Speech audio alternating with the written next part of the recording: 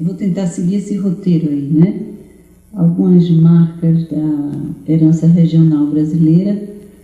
Depois eu vou destacar algumas tendências importantes que estão acontecendo no Brasil e não vou perder a chance de trabalhar com mais cuidado o Nordeste, né? Que eu acho que uma das mudanças que está acontecendo no Brasil é a gente redescobrindo o potencial do Nordeste, uma nova leitura que o Brasil está fazendo daquela região, e vou terminar com uma consideração final. Já deu para ver que minha cachaça é desenvolvimento regional, né? E é por aí que eu vou pegar a leitura que eu vou fazer aqui. A primeira, eu destaco sempre 3 heranças da história do processo de ocupação econômica e demográfica do país, né?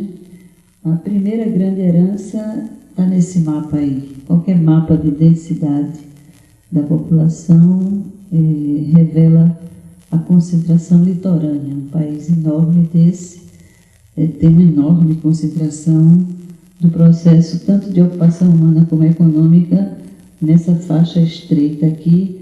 A exceção é a região sul. A partir de São Paulo já tem uma ocupação mais plena dessa porção do território. Saiu daí, é uma ocupação muito litorânea, e esse mapa é um mapa feito com a base do setor censitário, e aí como ele quebra os municípios, dá para a gente ver que no centro-oeste o processo de ocupação segue a acessibilidade. Na verdade, a população e a economia ocupam onde tem grandes rios, onde tem acessibilidade de estradas, né?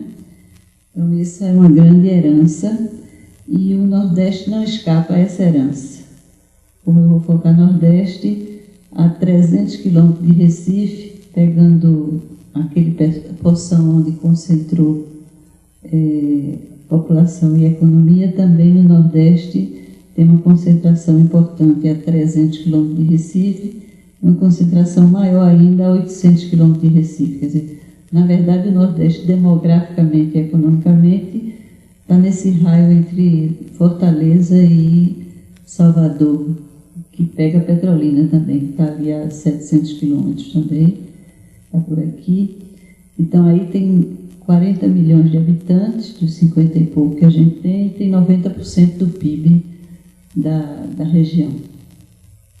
A segunda grande herança é da diversidade. Ao longo de muitos séculos, a gente foi construindo uma diversidade muito importante. O mapa de base que eu estou usando aí é o mapa dos biomas. Só bioma nós temos 6. É um país que tem uma natureza muito diferenciada. E em cima dessa natureza diferenciada, a gente foi montando bases econômicas também diferenciadas ao longo dos séculos, né? Uma coisa é o Nordeste da cana, outra coisa é o Nordeste do gado, que tem alguma semelhança com o Nordeste do gado daqui de dentro. Outra coisa é o Nordeste, o Sudeste da mineração, outra coisa é o Sudeste do café. Então, a gente foi herdando bases produtivas distintas que constroem um mosaico muito interessante, país afora. Apesar da integração econômica que a gente construiu no século XX, por baixo da integração econômica tem uma diversidade importante que resiste, que é um dos nossos patrimônios, né? Por cima da diversidade econômica, uma diversidade cultural. O Brasil é um país miscigenado, é verdade, mas o mix não é o mesmo. A força da cultura indígena no norte é muito diferente do sudeste, ou do sul, ou do nordeste. A força da contribuição africana no nordeste, no Rio de Janeiro, é muito maior do que no sul. A força da contribuição europeia no sul é muito maior do que no centro-oeste, por exemplo, por aí vai.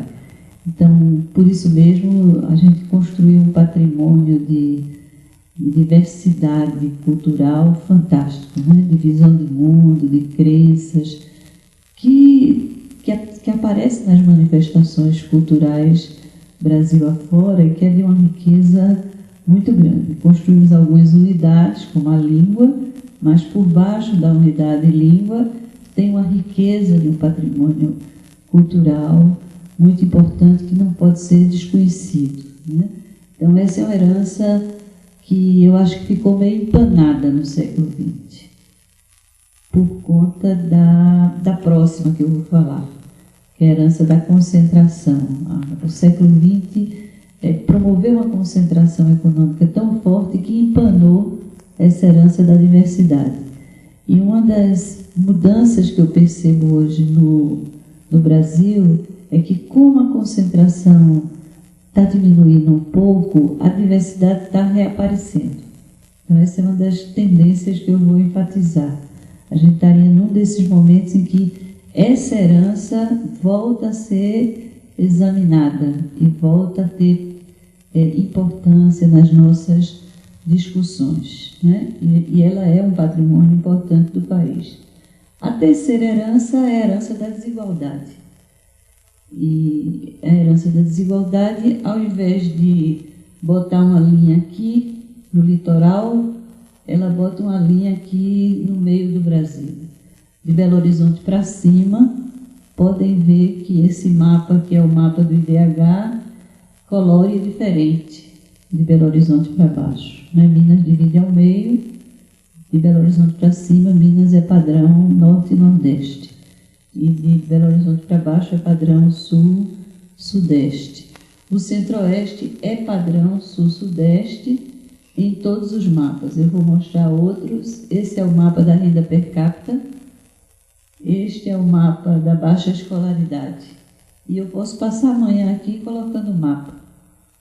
Todos os mapas que a gente faz de variáveis da realidade social do Brasil dá um mapa parecido com esse aí. Aparece essa linha mostrando que temos dois padrões.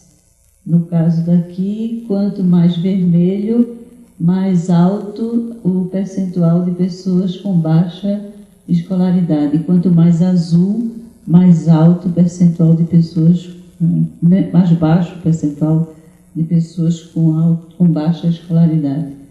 E esse é o mapa da autoescolaridade, que é o inverso do outro, né? Fica nítido o inverso do outro.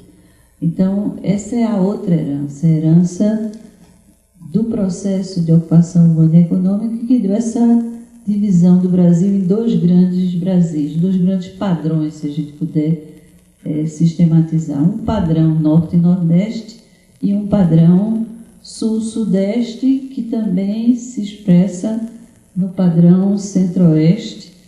Às vezes, quando eu mostro esse mapa no pessoal do centro-oeste, eu digo, não, mas aí tem Brasília. Mesmo tirando Brasília, a gente fez esses mapas usando a comparação da microrregião com a média. Então, Brasília não é uma informação da média do conjunto do centro-oeste, é das partes do centro-oeste. E ele nitidamente aparece colorido parecido com sul-sudeste, né? Então, essa é uma herança importante que está nos sinalizando que ainda é preciso um esforço adicional para Norte e Nordeste, do ponto de vista social, né? Então, essa é uma herança importante. A leitura que a gente faz hoje do Brasil termina refletindo essas três macro tendências, né? Do ponto de vista ambiental, a gente tem dois desafios importantes, que é a Amazônia e o semiárido nordestino. A Amazônia já tem uma parte aqui que a gente chama ocupada, digamos assim, mas ainda tem uma parte importante que precisa ser objeto de uma discussão especial, que é o bioma da floresta, que não vai poder ser ocupado intensamente. Então, precisa todo um debate sobre o padrão de ocupação desse território. Aqui é gente que pesa, né? Porque é uma região que tem uma característica ambiental muito particular e é densamente ocupada. O professor Aziz Absaber, que é um especialista de semiárido, sempre destaca isso. Qual é a diferença do semiárido brasileiro para o do resto do mundo? É que aqui a gente ocupou muito intensamente o semiárido, né?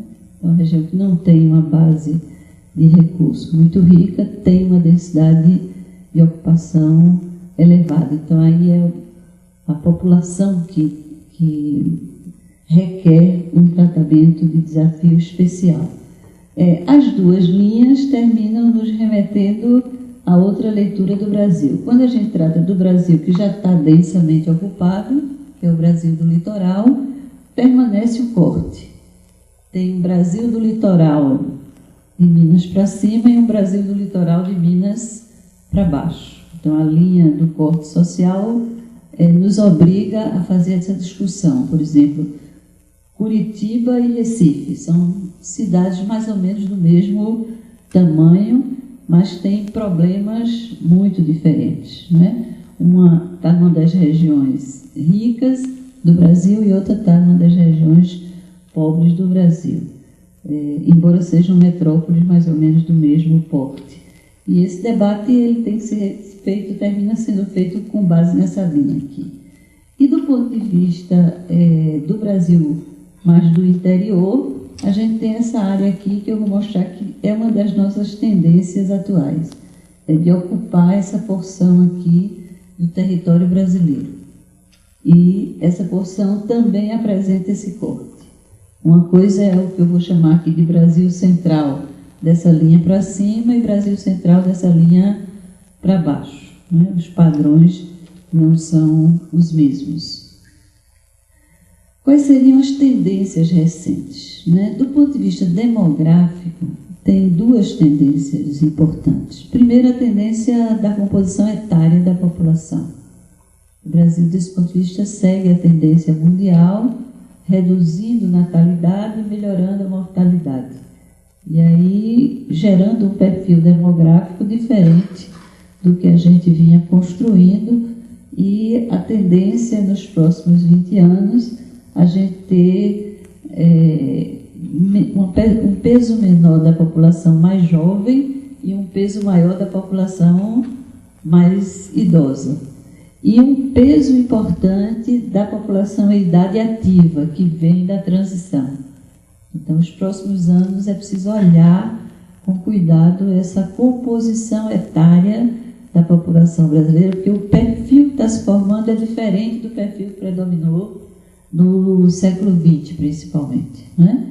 A gente era tido como um país de jovem, e a percentagem de jovem vai diminuir.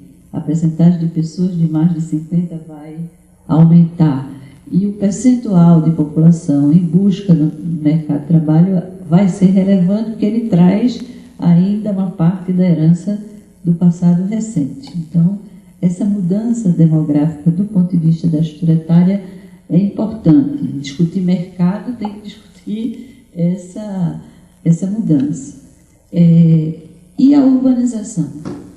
A urbanização, que é uma tendência importante do século XX, ela vai continuar, mas tem uma mudança interessante, que é a importância do crescimento das cidades médias e pequenas, em contraponto à importância do crescimento das megacidades. Quer dizer, se o Brasil do século XX foi marcado pelo crescimento das megacidades, o que está sinalizado é que o Brasil do século XXI vai ser marcado pelo dinamismo de cidades médias e cidades pequenas. E eu vou voltar a isso um pouquinho mais adiante, né? E essas cidades médias e pequenas, importantes também neste interior do Brasil, mais do que no litoral do Brasil. Então, tem um redesenho importante do ponto de vista da urbanização. E aí o que aparece é a importância desse espaço aqui do interior e desse espaço aqui, né? Em contraposição à herança histórica da ocupação litorânea, uma tendência de ocupação deste espaço do interior aqui e deste outro aqui que aparece desde o meu primeiro mapa, né? Esse é um mapa interessante de um trabalho que eu participei, que o CGE fez para o Ministério do Planejamento, que vai ser publicado agora em novembro, e no final a gente terminou escolhendo algumas cidades importantes do Brasil para efeitos de política econômica. E a grande maioria das cidades que a gente terminou escolhendo estão nessa porção aqui do interior do Brasil. Essa tendência que vem se dando sinaliza para isso. O Brasil precisa olhar para essas cidades do interior, que são cidades médias, que estão se estruturando agora, que, ao mesmo tempo, é uma oportunidade que a gente vai ter no século XXI de construir cidades no interior melhores do ponto de vista de qualidade de vida do que as que a gente construiu no litoral, né? Porque elas ainda estão num tamanho que dá para a gente intervir e usar essa oportunidade a favor dessas cidades. Então, a gente escolheu algumas cidades e o importante é que ela está dentro dessa tendência, uma tendência de dinamizar cidades aqui no interior do Brasil. A gente não escolheu aqui Araguaína, mas Araguaína, para mim, foi uma surpresa, né? Eu sempre via nos mapas Palmas e um buraco negro. E um belo dia eu vinha de Carajás e fiz uma escala em Araguaína e descubro uma cidade do tamanho de Petrolina, com aeroporto, verticalização, né? E a gente não está acostumado a perceber isso. Então, essa visão dessas cidades do interior do Brasil é uma leitura importante que a gente precisa fazer, né? A gente escolheu algumas delas, então são cidades tipo Boa Vista, Rio Branco, Santarém, Itaituba, no norte e nordeste, Belém e São Luís, no nível mais de micro-região. O importante é isso aqui, ó. Na contagem de 2007, a gente já vê que as megacidades estão crescendo abaixo de 0,6. E que a grande maioria dessas cidades que estão naquele mapa estão crescendo acima de 0,6. Então, o dinamismo da urbanização está indo para essas cidades intermediárias e não mais para as grandes metrópoles. Ainda bem, né? No semiárido, cidades tipo Petrolina, Crajubá, que é uma sigla que a gente inventou para o trinômio Crato, Juazeiro e Barbalha, que fica ali juntinho. Nem sabia que você estava aqui, mas fica como uma homenagem, né? Teófilo Otoni, Vitória da Conquista, Eliseu Martins, que vai aparecer como importante nos próximos anos. No Centro-Oeste, cidades como Porto Velho, Campo Grande, Uberlândia, no caso de Minas. No Sudeste, cidades como Cascavel, Chapecó, Santa Maria. Então, olhar esse tipo de cidade, eu acho que é importante para a gente pensar mercado no futuro do Brasil. A outra mudança importante é da desconcentração relativa. Com muito cuidado, esse tema ainda provoca muita discussão, mas todos os estudos estão mostrando que o auge da concentração industrial e econômica se deu aí pela década de 70.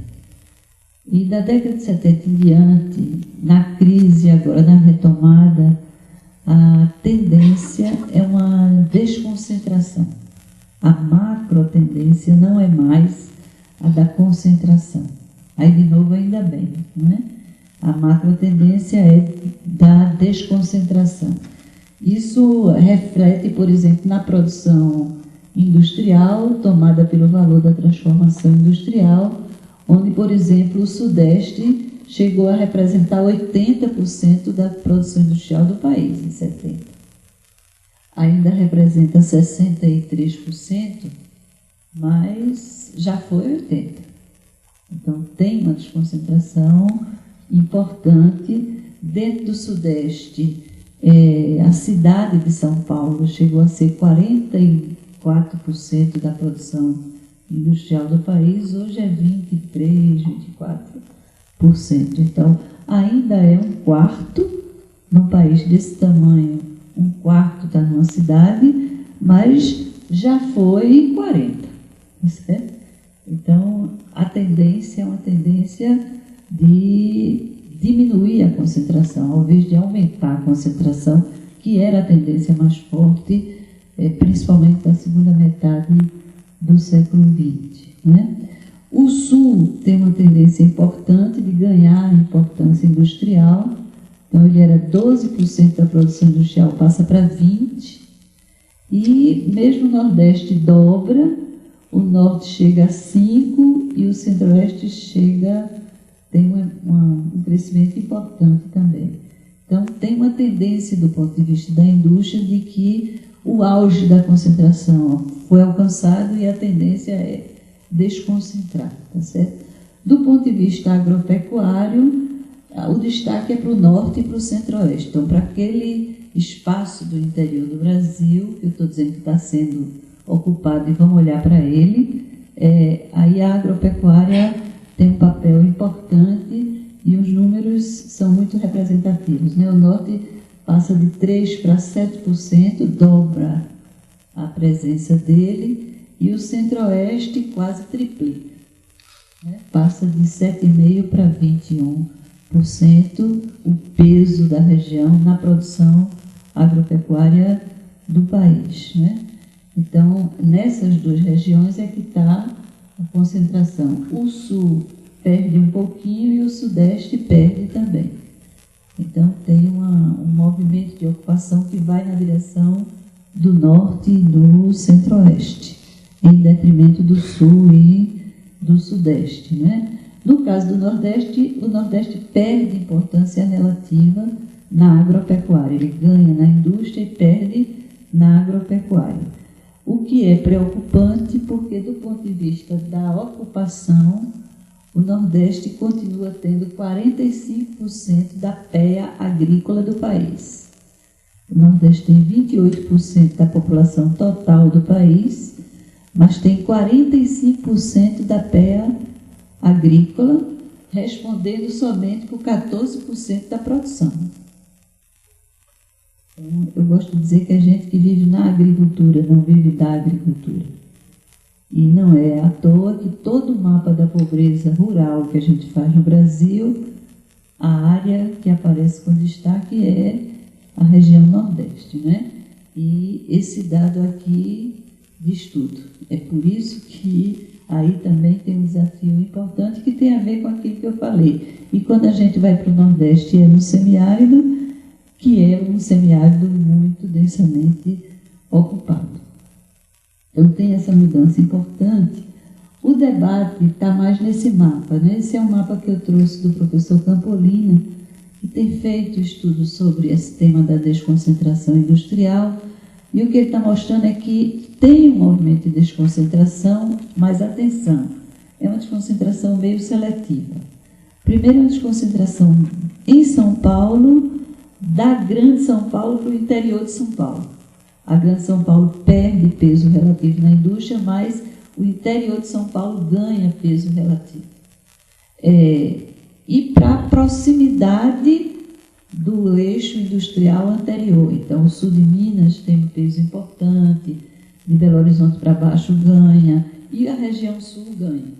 Então, os estudos que ele tem feito autorizam a gente falar no que ele chama de polígono da desconcentração. A indústria estaria desconcentrando, mas ainda nesse polígono que pega de Belo Horizonte para Uberlândia, vem aqui pelo interior, pega o norte do Rio Grande do Sul, deixa o sul de fora e sobe aqui por dentro, por fora da Grande São Paulo, para voltar para BH. Então, é nesse espaço onde a dinâmica industrial recente está mais intensa, né? E, portanto, o transbordamento do processo de desconcentração estaria indo para aí. Mas também para o Nordeste. O Nordeste, como está dobrando o peso na indústria, tem uma desconcentração que vem aqui. O sul da Bahia hoje tem um peso importante na indústria de celulose, por exemplo, né? Salvador, Recife, Fortaleza continuam com um peso importante. Então, tem um movimento de desconcentração para cá, e no Centro-Oeste tem a base agroindustrial puxando a agroindústria e tem o polo de Manaus, que já tem um destaque importante. Mas o grosso da desconcentração se dá aqui e por aqui. Quando a gente pega no curto prazo, até desanima. Eu tomei esse dado aí, que é da criação de empregos formais novos, na fase mais recente, 2003, 2006, e a gente vê que a desconcentração não é uma tarefa fácil, né? Do patamar de concentração que a gente alcançou, a desconcentração é difícil. Das 30 mesorregiões que mais geraram empregos, geraram 75% dos empregos formais novos, 14 estão no Sudeste, 8 em São Paulo, não na Grande São Paulo, mas no interior. 9 estão no Sul e 7 estão no resto do país, sendo 3 no Nordeste. Isso é um trabalho feito pelo pessoal da UFRJ, publicado na Revista Econômica do Banco do Nordeste. Quer dizer, o emprego industrial está se deslocando para fora das grandes cidades, mas ele vai predominantemente para o interior e, sobretudo, para o interior do Sul e Sudeste, o que confirma aquele polígono do Campolina, né? A desconcentração está indo mais para aí também pelos dados recentes, né? Mas quando a gente pega um dado mais de médio prazo, a gente vê que, do ponto de vista do emprego, o Sudeste perde importância, o Nordeste ganha, e do ponto de vista dos saldos migratórios também tem uma mudança interessante, né? O Sudeste perdendo capacidade de atração e perdendo significativamente. No quinquênio dos anos 70, atraía cerca de 1 milhão de pessoas, passou com um patamar de 500 e pouco. Então, perdeu metade da força de atração de população, né? E o Nordeste continua perdendo, mas perde menos. Então, tem uma mudança importante na dinâmica dos fluxos migratórios que está acompanhando essas tendências das quais eu estou falando, né? Outra tendência importante da leitura regional que a gente tem feito tem nos desautorizado a tratar o Brasil somente na escala macro-regional. E aí é o que a gente está chamando de mosaico regional brasileiro. E o Ministério da Integração usa essa leitura na sua proposta de plano de desenvolvimento regional. Esse é o mapa que eu copiei do Ministério da Integração, é o que eles usam para fazer a política regional, e, na verdade, o que eles mostram é que, dividindo o Brasil em 4 tipos de região, regiões de alta renda, que é o Brasil rico, e fica por aqui, o branco, regiões de baixa renda, que só tem daquela minha linha para cima, veja que só tem vermelho da linha para cima, e nas regiões intermediárias, as que são de renda média e não estão bem economicamente, e as que são de renda média estão bem. O que a gente vê é que, tirando as de alta renda, que estão muito concentradas nesse espaço aqui, em todas as outras macro-regiões do Brasil, que tem um mosaico. Mas tem sub-regiões que estão dinâmicas, tem sub-regiões que estão com problema. Então, que é preciso uma leitura mais fina do território. Não dá para a gente ficar só na escala macro-regional, porque esse mosaico se reproduz em todas as regiões, né? E aí, uma coisa é uma região de renda média que já tem um certo dinamismo. E, portanto, o desafio seria estimular esse dinamismo. Outra coisa é uma região de baixa renda que não tem dinamismo nenhum, que é preciso fazer tudo naquela região. Então, essas só estão daquela minha linha para cima e continuam sendo um desafio importante, mas a gente vê pontinhos amarelos por aqui, por exemplo, né? Então, aquela parte, o Rio Grande do Sul, né? A parte norte está ou é rica ou está dinâmica, mas a parte sul, oeste do Rio Grande do Sul, é uma parte que está hoje submetida a um desafio importante e precisa de uma visão, um tratamento diferenciado, porque ela se apresenta de forma a precisar de um apoio especial, digamos assim, como outras regiões do país, né? Então, essa é uma leitura importante para nos obrigar a descer um pouco na escala de observação. Outra mudança importante é a mudança do quadro social. Eu sei que Rosane vai aprofundar isso, mas esse debate aqui não estaria acontecendo se a gente não tivesse no meio dessa mudança, né? O Brasil está melhorando do ponto de vista do seu quadro social. Uma mudança que interessa ao debate de hoje é essa mudança da redução da pobreza e do crescimento da chamada classe C, de nível de renda, né? Tem um debate se a gente chama de classe média ou não chama, para mim é irrelevante. Vamos chamar de classe C para não entrar nesse debate, mas o fato é que todas as informações que a gente pega mostram isso, né? Que reduziu a classe D e E e cresceu a classe C num número significativo, que varia aí dependendo da fonte que a gente pegue, mas algo entre 20 e 25 milhões de pessoas ascenderam para esse outro extrato de renda, o que é uma coisa importante para um país como o Brasil e para o debate que a gente está fazendo aqui, né? Este é o mercado popular que está crescendo, né? Aquele trabalho da Firjan, que é muito interessante, eles pegam um índice complexo parecido com o IDH, complementam com algumas outras informações, e eles mostram coisas interessantes. Das 100 melhores no índice deles, 82% tem menos de 300 mil habitantes. Então, atenção, tem uma melhoria nesse Brasil mais invisível. Esse é o Brasil mais invisível, porque a concentração dos anos do século XX nos estimulava a explicar o Brasil dos grandes números. O Brasil dos grandes números a gente explicava, né? E o resto a gente tratava como o resto.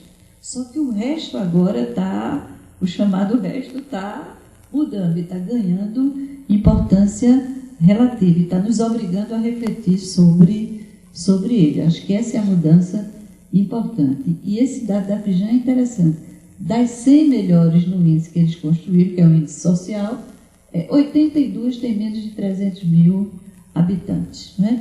Que é uma reflexão que o professor Zé Elis sempre tem nos obrigado a fazer, né? De que, atenção, o Brasil se acha um país urbano, mas a gente chama de urbano quem mora no perímetro urbano, que este é o conceito do IBGE. E 87% dos municípios brasileiros, pela contagem de 2007, tem menos de 30 mil habitantes. Não é 10%, é 87% tem menos de 30 mil habitantes. E são urbanos, que estão no perímetro. Quem estava no perímetro urbano era considerado tão urbano como quem mora em São Paulo. Então, esse debate é o que a gente tem que fazer agora. Que urbano é esse? Onde é que está esse urbano? E o indicador da Firjan é muito interessante, né? Apenas 2 capitais apareceram na lista das melhores, Curitiba e Vitória do Espírito Santo, né? Em 13 estados, as cidades menores, os municípios menos populosos, tinham um melhor indicador do que os municípios mais populosos. É diferente do Brasil do século XX. Se a gente fizesse isso no século XX, dava o oposto, tá certo? E as 10 melhores cidades do país, 87 são paulistas. Mas não é São Paulo, tá certo? Então, essa coisa da melhoria no interior de São Paulo é uma realidade que também apareceu no índice da Firjan, tá certo? E a mudança vem daí, não é? Quer dizer, a grande mudança que aconteceu vem desse gráfico aí, que já tem até mais atualizado, mas eu não tive tempo de acessar. É de que é um estudo do IPEA que dividiu a renda do Brasil em DECIS, e os DECIS de baixo é que crescem mais do que os DECIS de cima. Isso é o oposto do Brasil do século XX. Se a gente fizesse esse gráfico Brasil do século XX, quem puxava o crescimento da renda eram os DECIS de cima. Agora, quem puxa o crescimento da renda são os DECIS de baixo. E aí o autor chama até crescimento chinês para o primeiro e segundo DECI, né? Quer dizer, 8% é a taxa de crescimento chinês para a base da pirâmide. Então, essa é a mudança importante que dá origem à nossa preocupação do dia de hoje, tá certo? Que é a reorientação, digamos assim, do crescimento. Estamos tendo que olhar esse tipo de população. E aí eu entro na minha terceira parte, que é um pouco essa releitura do Nordeste nesse ambiente de mudança que eu estou sinalizando para o país, né? Então, o que a gente está assistindo é uma espécie de releitura do Nordeste. A visão de que o Nordeste é uma região problema, de que é uma região de coitadinho, essa visão ela está gradualmente perdendo força e tem uma espécie de redescoberta do Nordeste, né? Algumas mudanças que estão acontecendo lá estão obrigando a gente a reexaminar a região. E para mim o que está aparecendo é assim, é revelando que além de ter pobreza, tem potenciais importantes. Continua tendo a marca da pobreza forte, e aqueles mapas já mostraram isso, mas tem uma outra coisa se passando que a gente precisa olhar para ela, né? Então, a primeira coisa é essa: o Nordeste integrou na dinâmica do Brasil. O século XX fez isso. Já que ele falou que eu sou herdeira de Furtado, uma das teses de Furtado lá nos anos 50 era assim: o Nordeste vai muito mal e o Sudeste vai muito bem. Eles não chamavam Sudeste, chamavam Centro-Oeste. Não dá mais para escrever isso. A partir de metade em diante do século XX, soldou a dinâmica regional e os gráficos agora são assim. Quando o Brasil vai bem, o Nordeste vai bem. Quando o Brasil vai mal, o Nordeste vai mal. Quando o Sudeste vai mal, o Nordeste vai mal. Então, soldou, tá certo? Então, essa é uma mudança importante que muda o padrão que a gente tinha até meados do século XX. E, no período recente, o azulzinho, que é Nordeste, cresce acima da média do Brasil. Então, essa aqui é a mudança. Por que cresce um pouquinho acima da média do Brasil? Acompanha, a dinâmica é a mesma, quando melhora, melhora, quando piora, piora, mas está um pouquinho acima da média do Brasil. Então, acendeu aquela luzinha amarela da nossa curiosidade para saber o que está se passando, que está crescendo um pouquinho acima da média do Brasil, né? E está crescendo em todos os setores. Essa é o gráfico do Nordeste, é o vermelhinho do PIB total, esse é dos serviços, acima da média, esse é da indústria, acima da média, seguindo a dinâmica do país, mas acima da média. E só a agropecuária da gente é que é mais complicada, né? Ela tem um comportamento mais cíclico do que a média do Brasil. Aí, de novo, o semiárido pesa. E o Nordeste implantando novas bases produtivas. Essa é uma novidade importante. Parte da explicação está aí. Os velhos complexos do Nordeste se reestruturando e novas bases produtivas se instalando na região. O setor sucalculeiro se reestruturou nas últimas décadas. Basta falar do meu estado, a gente tinha 42 usinas, hoje tem 20.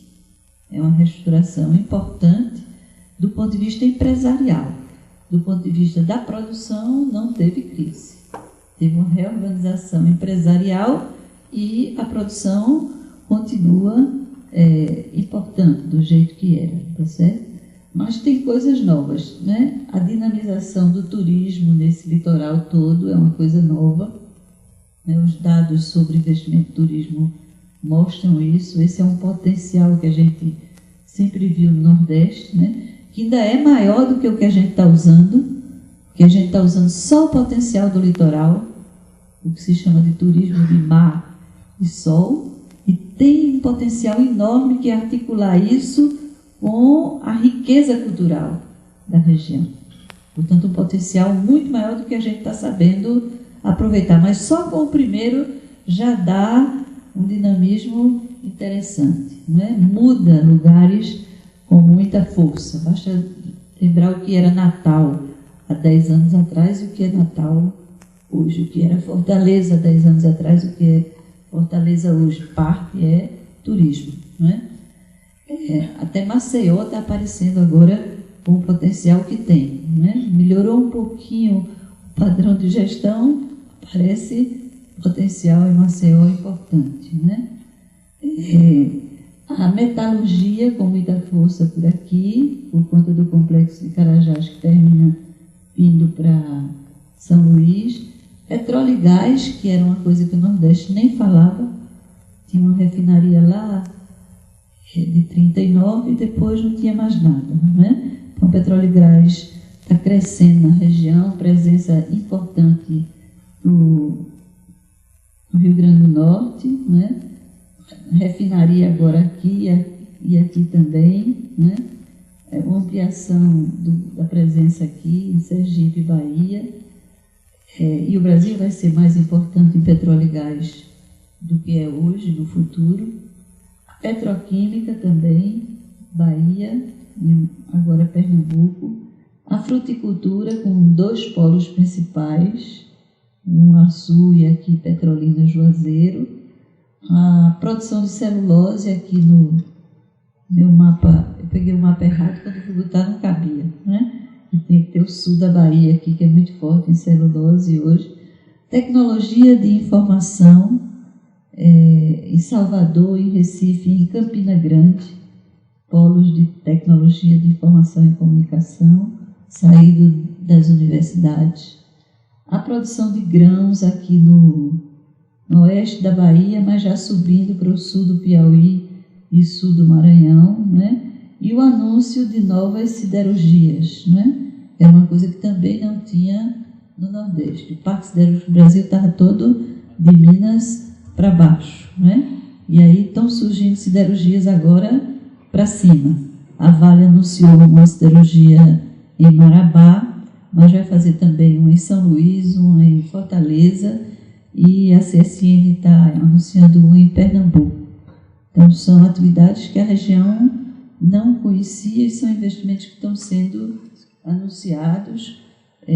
Isso aí dá um outro tecido econômico na região, que não é Bolsa Família, né? Que também ficou muito assim, não, o Nordeste ressurgiu por causa do Bolsa Família.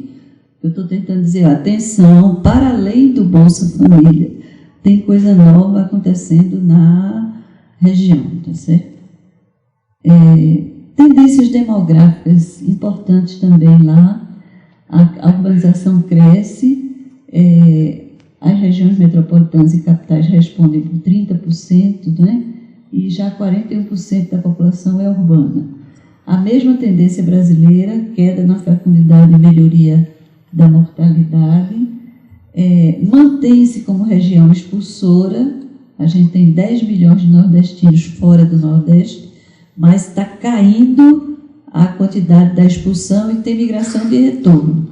Então, o próximo censo vai ser muito interessante para a gente examinar essa tendência que a gente não tem muita informação ainda para tratar, porque ela só é tratada com muita capacidade de análise nos censos, né? Mas a gente já sente as tendências. Vai cair a nossa quantidade de gente que sai e tem uma parte de gente que está voltando. Então, o balanço migratório vai dar um grau de expulsão menor do que era a tradição da região, tá certo? Que está aqui. E a migração de retorno está indo para os lugares mais dinâmicos, que ninguém é burro, né? Vai para onde tem capacidade de atração, tá certo? Mudanças sociais importantes que o Nordeste patrocinou.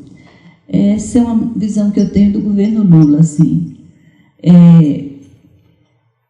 Política regional não foi o forte do governo Lula, mas as políticas nacionais tiveram um impacto muito positivo no Nordeste. Então, as mudanças no Nordeste eu atribuo mais a políticas nacionais do que a políticas estrito sensu regionais, tá certo? Políticas nacionais, tipo a política de assistência.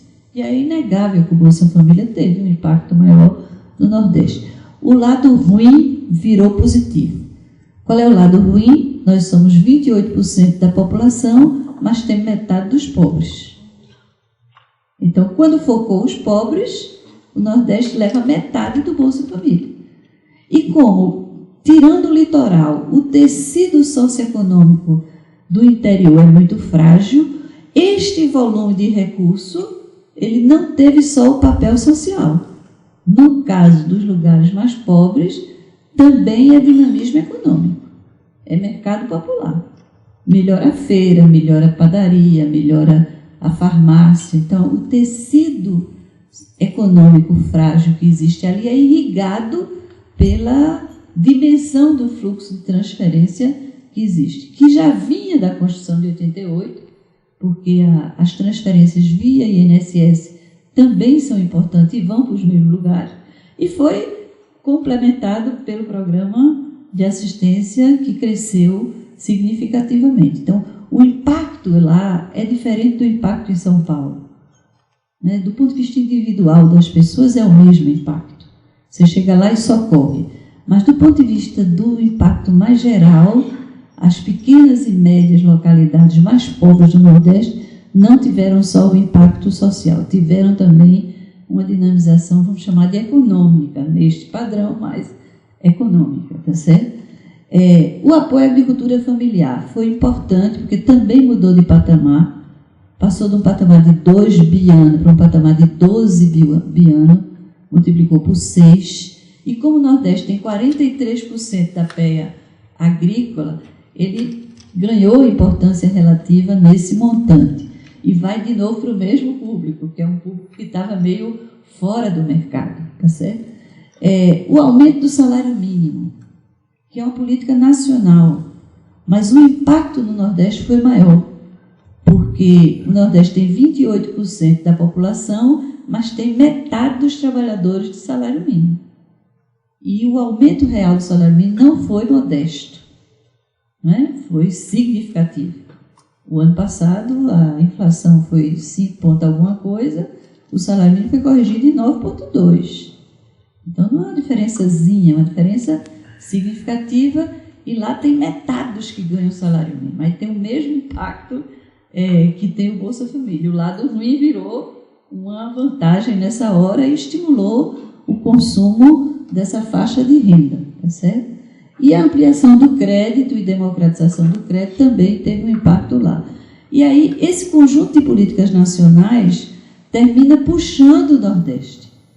Primeiro pelo consumo. Então, a gente reaparece no cenário nacional como uma das áreas onde todas as pesquisas mostram que o consumo está crescendo, o consumo da população da base da pirâmide está crescendo muito, e isso tem uma expressão espacial mais forte no Nordeste. Aí o Nordeste começa a aparecer na leitura nacional pelo consumo, né? Essa tabela eu tirei da pesquisa do IBGE mensal, que faz o mercado varejista, o comércio varejista. Então eu fui lá na pesquisa do IBGE e fiz a média, e depois fui ver aonde é que está crescendo, quem é que está puxando o varejo do Brasil. Então, quem está puxando o varejo no Brasil são os estados do Norte e Nordeste. Tá certo? O vermelhinho ali é Nordeste. Né? Então, isso confirma que a gente reapareceu pelo lado do consumo. E o comércio varejista é a ponta do consumo. Tá certo? Mas atenção, o que eu estou querendo chamar é que consumo atrai investimento. Então, não é só pelo consumo. A região está atraindo investimentos. O que tem de novo é isso. Tá certo? Nos anos recentes, o rendimento médio do trabalho cresceu 23% real no Nordeste, né? No Sudeste, essa taxa foi 9%. O consumo, a gente cresceu 143%, né? A média nacional foi 126% e a média do Sudeste 121%. A participação do Nordeste no consumo total do Brasil cresceu. Então, se cresceu o consumo, atraiu empresas para investir. Então, empresas tipo Nestlé, Bauducco, Perdigão, Sadia, não estão só produzindo aqui para vender no Nordeste. Resolveram fazer estabelecimentos na região. Então, o consumo atraiu o investimento. O Walmart abriu 20 novas lojas esse ano na região, e o turismo, no caso do Nordeste, tem apresentado uma capacidade de atrair IDE bastante forte. Então, não é só um investimento interno, também um investimento internacional. Aí tem os dados de investimento, eu vou fechando porque já estão me cobrando, né? Tanto o PAC está aplicando no Nordeste um pouco mais do que a gente pesa na economia da região. Então, a gente, naquele trabalho que a gente fez para o CGE, quando a gente avaliou regionalmente o pacote do PAC, ele aparece como desconcentrador. Ele aplica mais no Nordeste do que a contribuição do Nordeste para o PIB da região, mesmo contando os vazamentos. Porque o pessoal lá do CDPLA usa uma matriz de insumo-produto e consegue tirar o vazamento, né? Então, está fazendo a refinaria, mas os caminhões são comprados em São Paulo, tá certo? Mesmo contando o vazamento, ainda tem um impacto desconcentrador interessante, o PAC, né? E o conjunto dos investimentos privados que eu falei, tem umas bases de dados que sistematizam isso e dão valores interessantes, né? Um investimento interessante na modernização da infraestrutura. Eu não vou ter tempo de aprofundar aqui, mas uma coisa importante para atrair investimento é ter infraestrutura. E tem investimentos interessantes em infraestrutura, como a modernização dos principais aeroportos, que já foi feita, agora o que tem é adicional, e a modernização dos portos, o que é uma novidade para o Nordeste interessante, né? A gente tem hoje 4 portos importantes, né? Desde o porto da Bahia até o porto de São Luís, passando por Pecém e Suape, então, que funcionam como uma atração importante. A Transnordestina, que é importante porque ela vai ligar o Nordeste com este miolão aqui do Brasil dinâmico, né? Por isso que a Eliseu Rezende ganha importância, porque do ponto de vista do novo traçado é aqui que termina, articulando com essa mancha graneleira que está surgindo por aqui no sul do Piauí e no oeste do Maranhão, tá certo?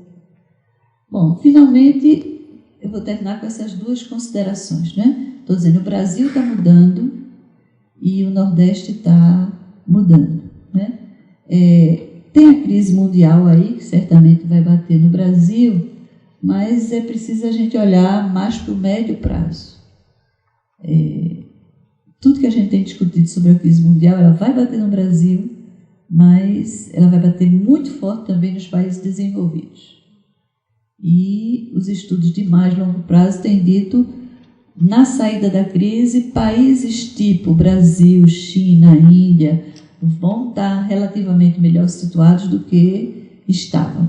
E países tipo Estados Unidos vão estar pior situados. Então, tem uma mudança estrutural que vai se dar, inclusive, no meio que já vinha se dando e que vai se ampliar como consequência da crise, né? E, no nosso caso, para o que interessa nesse debate é que tem mudanças em curso importantes no Brasil. Mudanças macroeconômicas, não só, mas mudança nas tendências de localização da produção e do consumo. Obrigada.